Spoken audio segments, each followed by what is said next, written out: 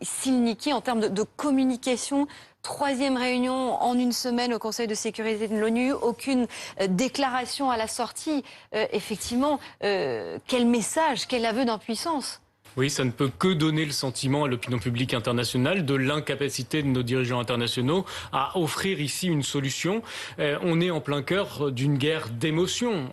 Chacun engage des moyens de communication pour rallier à sa cause et à son camp le plus grand nombre. La vérité, c'est que ce conflit armé, il arrange Benyamin Netanyahou parce que ça fait exploser le camp anti-Netanyahou qui s'était formé contre lui. Ça fait oublier aussi un certain nombre d'affaires, notamment de corruption, qui lui étaient reprochées. Et de l'autre côté, ça permet au Hamas de faire oublier qu'il est une organisation terroriste financée par les frères musulmans et apparaître de son côté comme étant protecteur de sa population. Et donc on voit que si ce conflit a vocation aussi à durer, c'est parce qu'il arrange les deux parties à ce conflit armé. Ulysse, vraiment. Oui, notons simplement que la seule concession américaine aujourd'hui, ça a été de permettre que le Conseil de sécurité ait lieu publiquement. Ouais. Et on a vu d'un côté Israël accuser le Hamas d'avoir prémédité cette guerre et les Palestiniens accuser Israël de crimes de guerre.